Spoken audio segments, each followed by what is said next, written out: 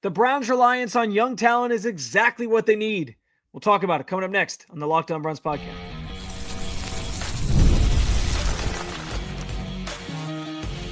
You are Locked On Browns, your daily Cleveland Browns podcast. Part of the Locked On Podcast Network, your team every day. What's up, Dog Pound? I'm Spencer German, your host of the Locked On Browns podcast. I'm proudly covering your Cleveland Browns each and every single day in the land and on the road. The Browns youth movement may not lead to many wins this year, but it will pave the way for a bright future. Speaking of which, the Browns made a few intriguing additions to the roster, including the practice squad that we will talk about.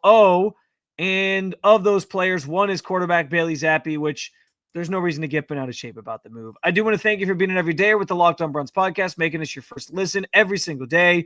Remember, you can find Cleveland Browns content with Locked On Browns every week, Monday through Friday, guaranteed. And today's episode is sponsored by PrizePicks. Download the PrizePicks app today and use code LOCKEDONNFL to get $50 in lineups after you play your first $5 lineup.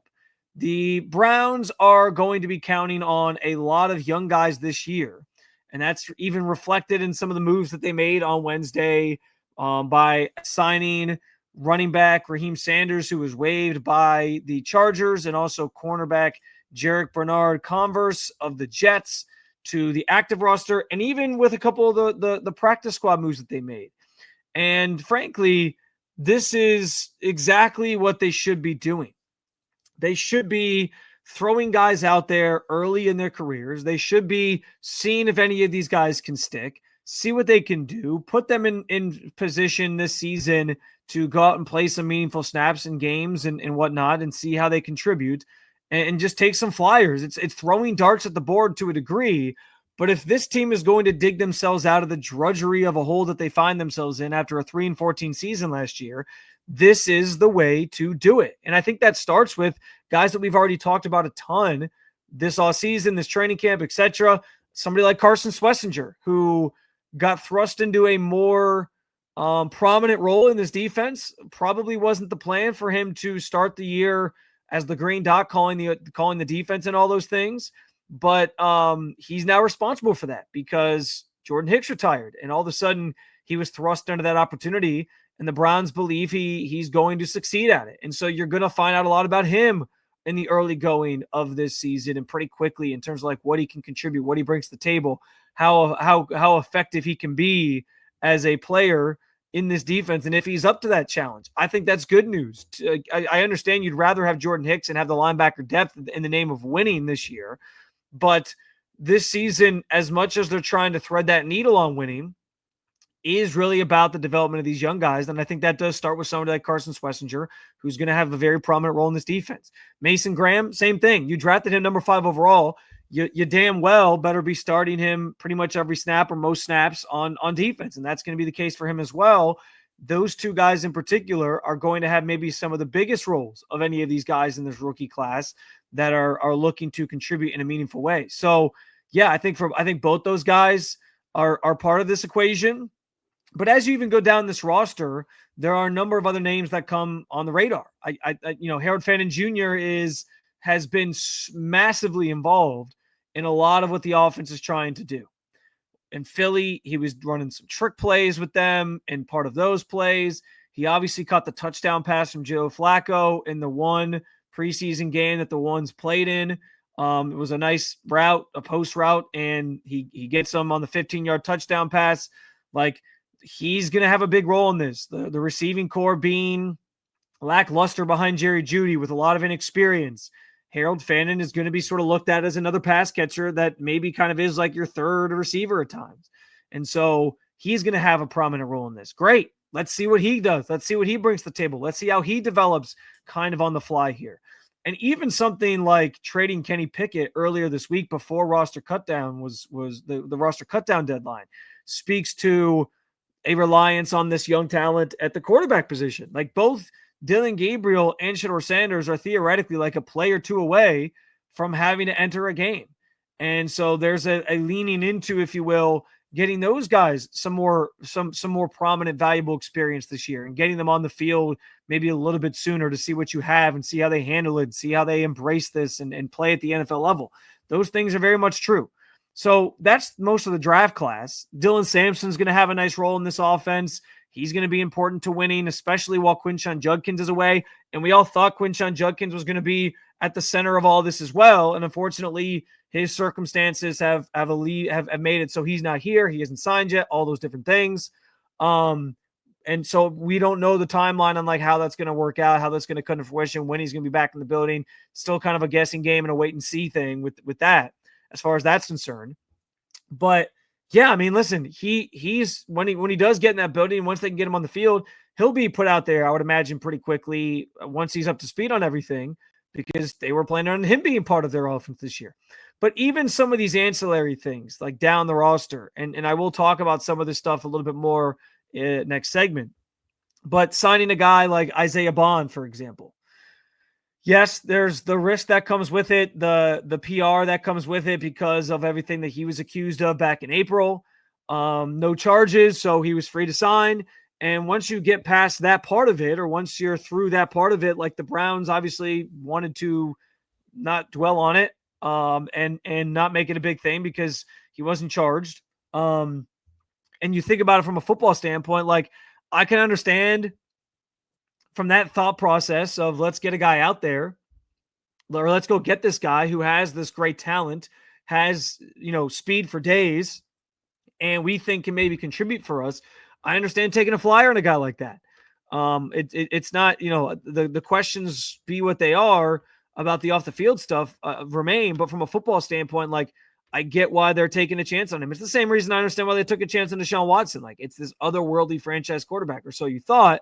And I didn't blame them at the time for trying to upgrade that position. I don't blame them for trying to add to the wide receiver room with a guy that has a talent and a skill set that not a lot of guys can bring to the table. So I think that's like that move makes sense.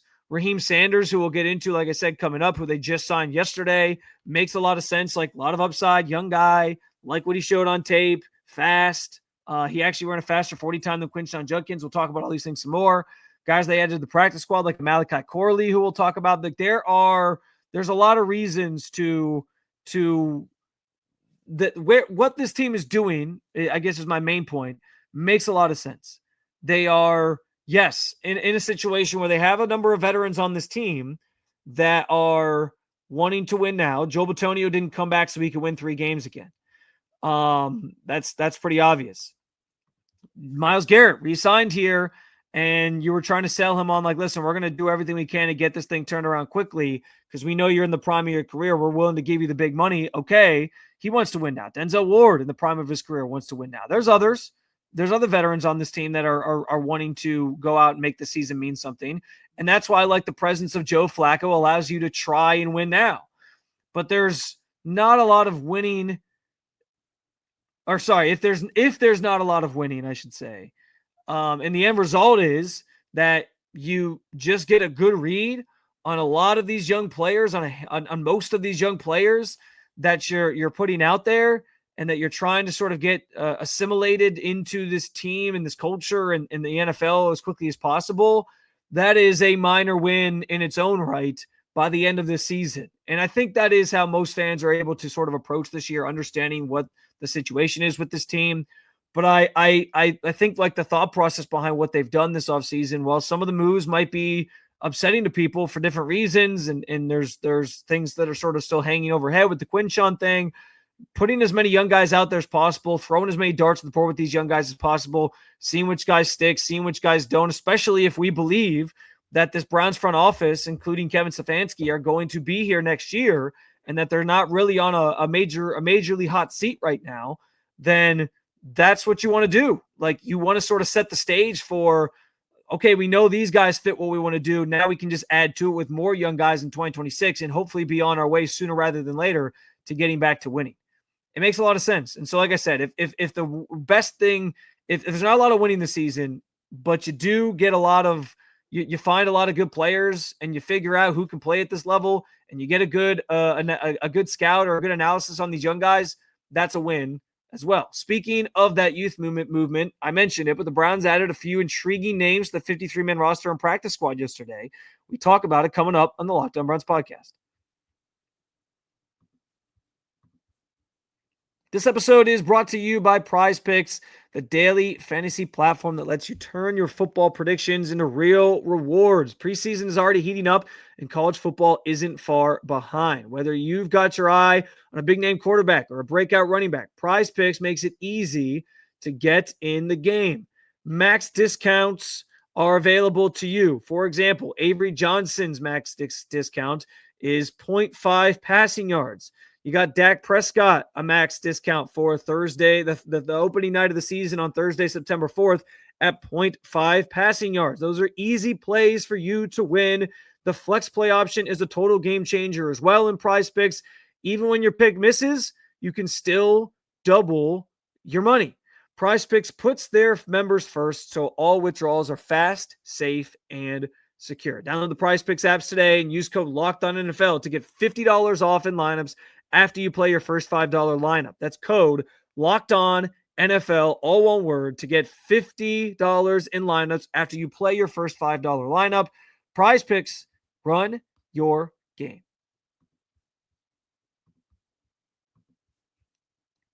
All right, so I mentioned a couple of the names that the Browns signed in that first segment. Cornerback Jarek Bernard-Converse. Admittedly, don't know a ton about him, and somebody that I still got to go back and watch some tape on. But I can tell you that the other guy they added to the 53-man roster, Raheim Sanders, definitely caught my attention somewhat during the pre-draft process, and definitely is somebody that caught everybody's attention, I think, during the preseason for the Chargers. I was honestly surprised. I mean, I get it. The Chargers running back room is a bit clogged up right now just with a number of names that are sort of on this team. When you have Omarion Hampton, you have Najee Harris there. So they have some different options. They have a lot of guys that they already have some guys that they're sort of invested in. So Sanders wasn't necessarily going to get a lot of run. They also kept a fullback because, of course, Jim Harbaugh kept a fullback. And so understanding that, like that from that standpoint, like a numbers game, I get why Sanders didn't make the cut. But he actually had a pretty productive preseason. And I like I said, I was honestly surprised that he became available the way that he did for the Browns to be able to snag him here. And I do think this is a pretty good move in terms of what he brings to the table.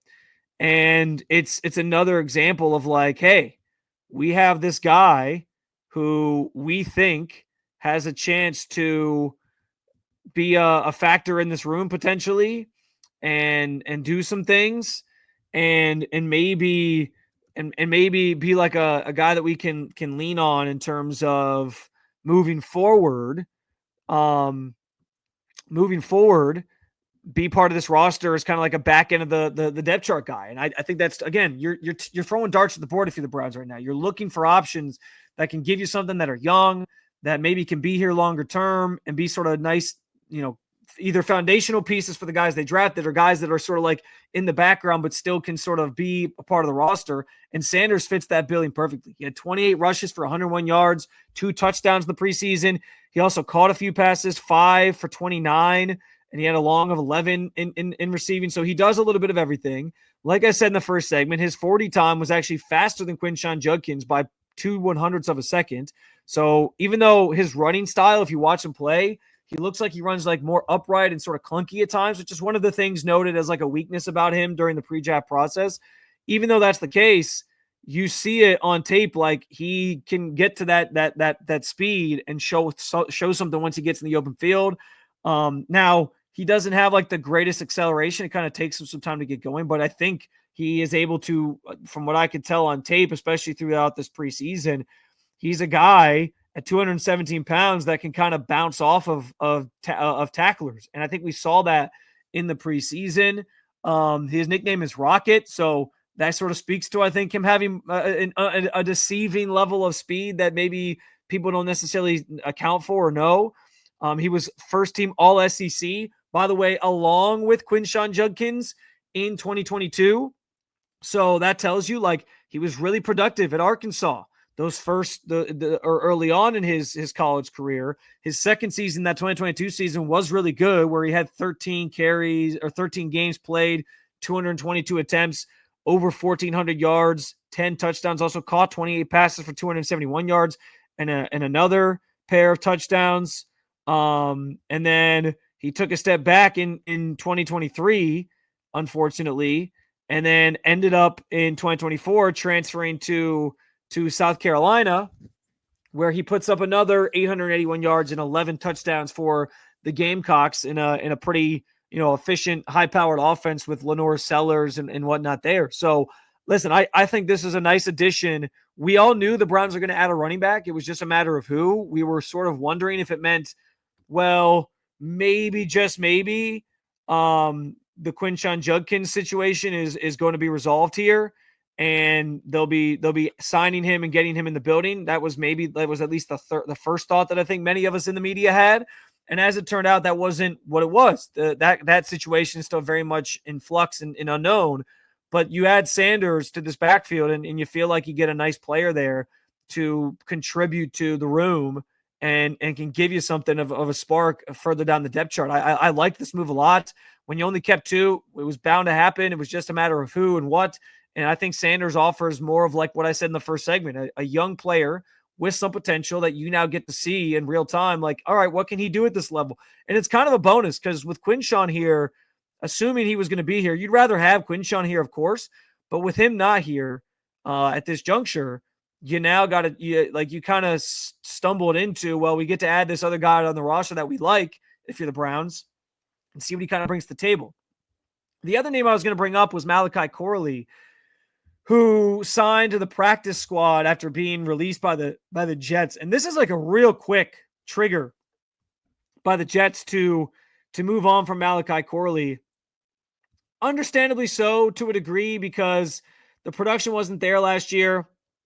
Played in 9 games, but only had 3 catches for 16 yards, was just buried in the depth chart. Some of that could have been just like the making of Aaron Rodgers and the team that he sort of built around him. And we knew he was calling a lot of the shots there. And he wasn't really part of their plans. But he was a 3rd-round pick. And as we know, like GMs don't like moving on for 3rd-round picks so soon, especially like we've seen with Andrew Berry. He tries to stick those guys out and give them time to develop. And that was not the case for the Jets with Corley here. They cut him loose, and he became an option for somebody to sign. He ends up here in Cleveland, which I found interesting. At first, it was reported he was just being signed, and so we thought, like, well, the Gage Larvadan story is over. But as it turned out, he ends up just coming to the practice squad for now. Could be a place where he elevates to the active roster at some point.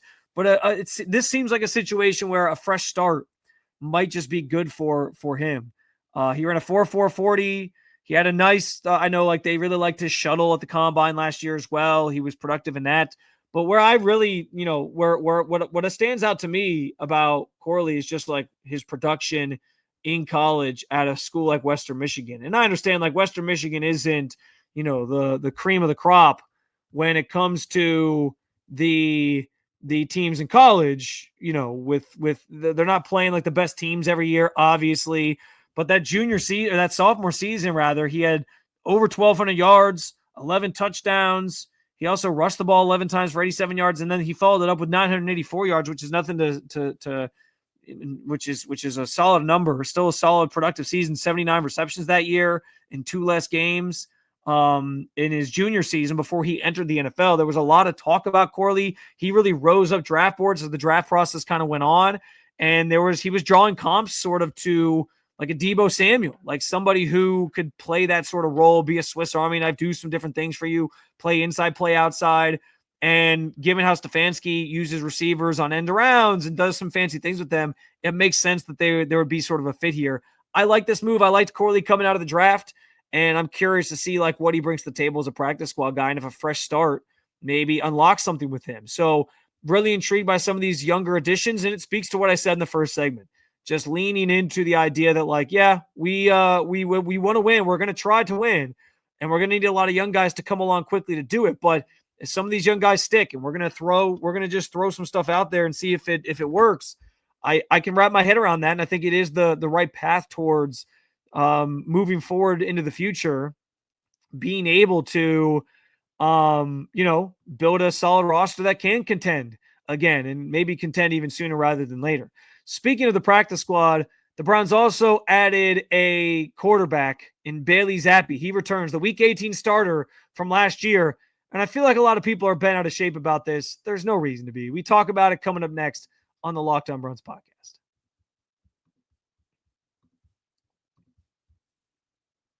We have an important request here, Locked On. We want to hear from you. We put together a survey to learn more about our listeners and make your favorite podcast even better. This is your chance to tell us what you like, what you don't, and answer questions about our advertising.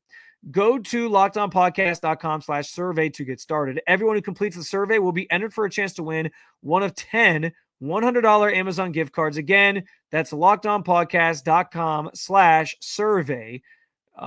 And you can even find the link in the show notes. Thank you for helping us out. Guys, you've probably heard of Viagra and Cialis, maybe even tried them. But if you're looking for something beyond the usual pill, it's time to meet Rugiet Ready.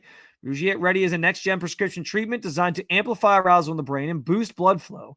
Unlike the usual pills that can take hours, Rugiet's 3-in-1 formula dissolves under your tongue and kicks in fast, an average of 15 minutes.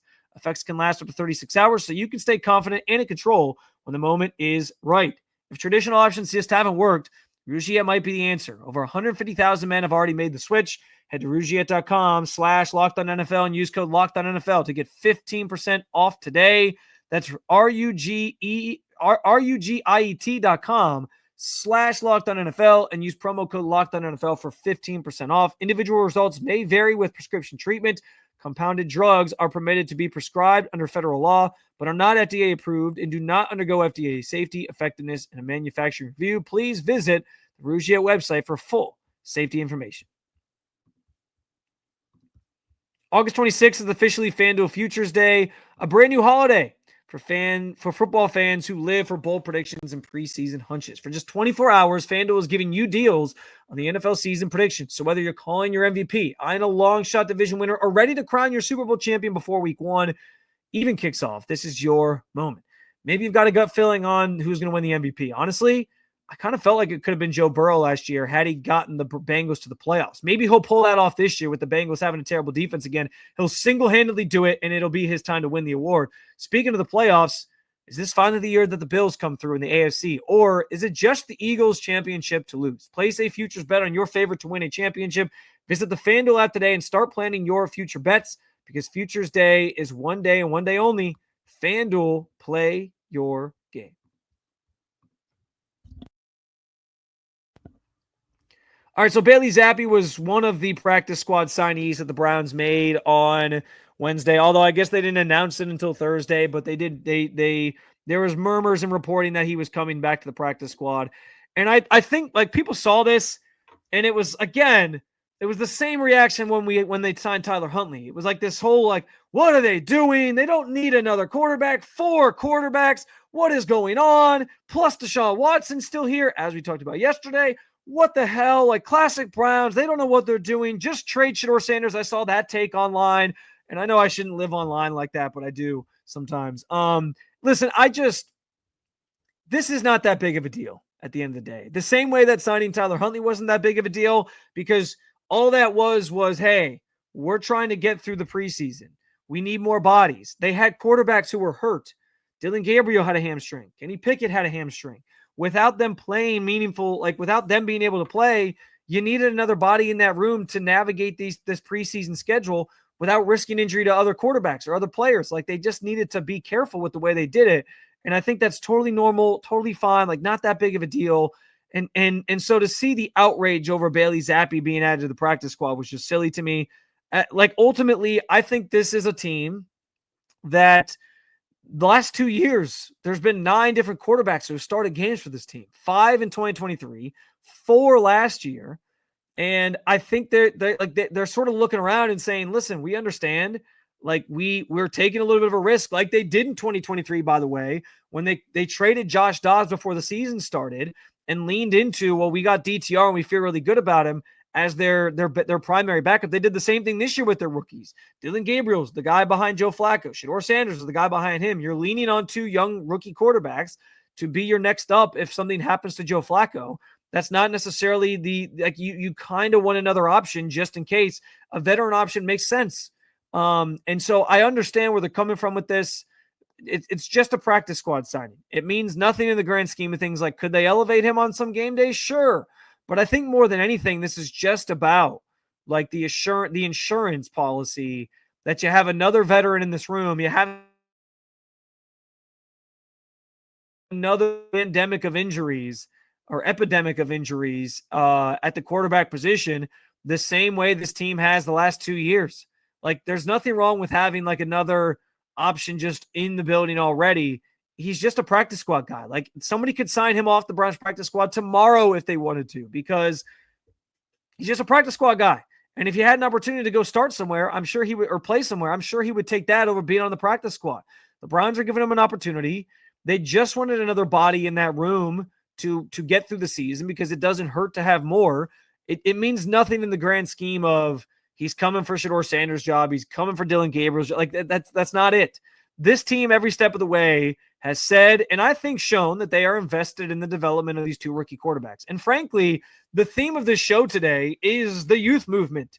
If you're a team that doesn't have a franchise quarterback like the Browns, if you're a team that is searching desperately for that guy and is trying to get your train back on the tracks in terms of the long-term future of this franchise and where they're heading, and whether and to get back to being a competitive winning team, like having two rookies, there's nothing wrong with that. It just allows you, like they're trying to lean into giving these guys a runway to develop, maybe not put them out there too soon so they don't get ruined.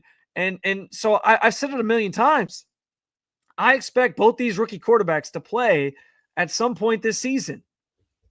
And so once we get there, once that happens, you're going to get a chance to really evaluate them. The team's going to get a chance to evaluate them and set the stage for whatever they want to do in the draft next year, whether that's draft another quarterback or otherwise, and figure out the direction of their team. Like, they have signaled that they're taking their time with these guys. They've now prioritized and moving off of Kenny Pickett and trading him, that they are trying to get those guys out there quicker and really get a sense of who they are as players so they can get a better evaluation of them. Like, adding Bailey Zappe changes nothing in that regard. It's just a practice squad body. It's just another veteran in the room to allow them to have just an extra emergency body to go to if they need, or if the injuries pile up again, because Joe Flacco's 40. Like, I'm not banking on his body or him just in general being the quarterback of this team for 17 games. And so it's okay to have just a little added insurance via the practice squad. This is not some indictment on Shedeur or the rookies or anything. It's just a precaution in case, God forbid, this quarterback room falls apart the same way it has the last 2 years and you got to play other guys. Another episode down with you, Dog Pound, and thank you for joining me as always to talk about your favorite football team. If you like what you heard, make sure you hit that subscribe button. Make Locked On Browns your first listen every day, wherever you get your podcasts, and of course at the Locked On Browns YouTube channel for the second listen. Go check out Locked On Fantasy Football with Vinny Lyer and Michelle Madjuk as they get you prepped for your fantasy draft so you can become the most informed manager in your league. You can also keep it local. Check out Locked On Cavs or Locked On Guardians. Thank you for being an everydayer at the Locked On Podcast Network. Talk to you again real soon, Cleveland. See ya.